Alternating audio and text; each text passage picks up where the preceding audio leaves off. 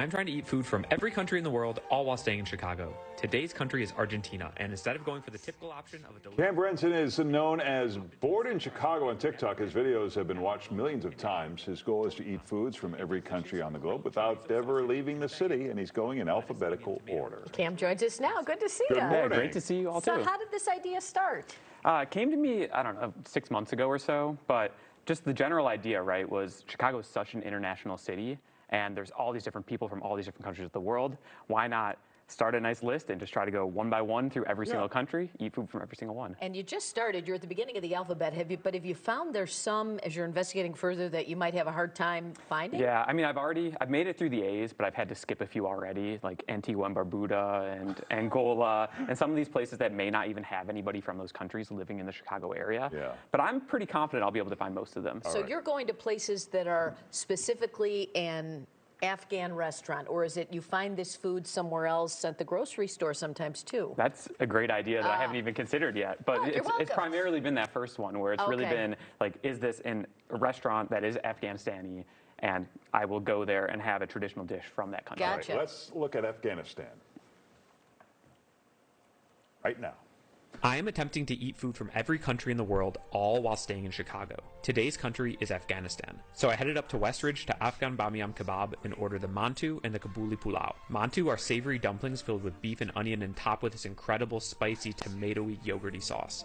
Kabuli Pulao is the national dish of Afghanistan and is a massive rice pilaf dish with huge fantastic. All and all pretty reasonable? Yeah, absolutely. Okay, yeah. all right, next one, Argentina.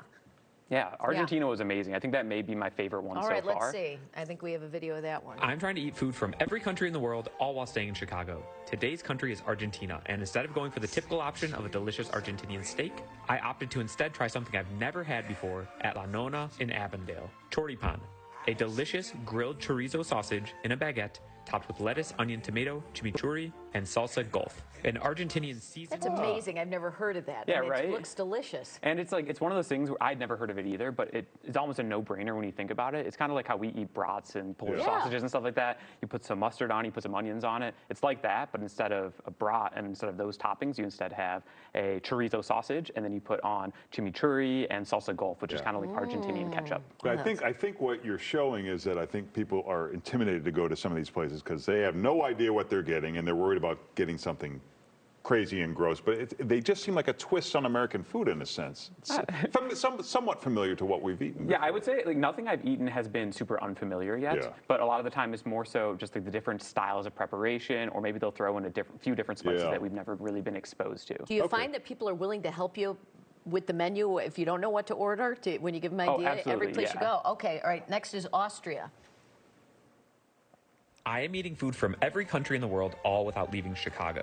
Today's country is Austria, so I headed to the Glunz Tavern, a historic European restaurant that originally dates back to 1888. Here I ordered the Wiener Schnitzel, the national dish of Austria, whose name even translates to Viennese cutlet. Wiener Schnitzel is veal, pounded super thinly, and then breaded and pan-fried so that the interior stays juicy, while the exterior remains dry, crispy, and separated. That one wasn't new to me, though. Yeah, that was pretty new. All right, I'm one of those meat and potatoes kind of guys, so that one just hits every time. Then next is Belgium.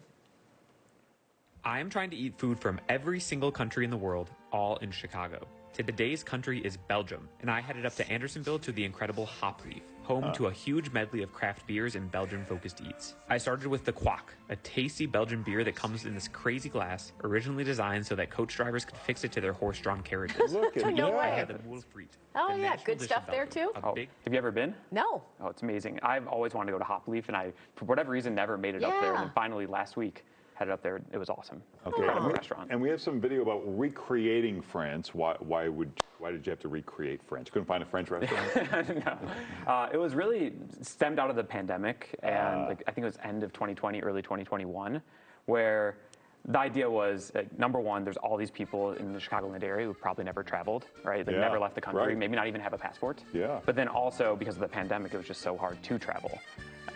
And so I thought, well, we have all of these inspirations and influences from other countries in the area. So why not almost make a vacation to one of these countries while staying in the Chicagoland area? Look at that. Well, it's a great follow and it's a great idea. You can find Cameron on TikTok and Instagram at Bored in Chicago. And you got a lot. How long do you think it's going to take you to work through the whole alphabet? I think it's a long time. I mean, a year and a half, maybe 2 years. It's like 180, 190 countries. Oh, man. Well, good luck to you. We'll check back in. Yeah, thank you. Thanks, Cam.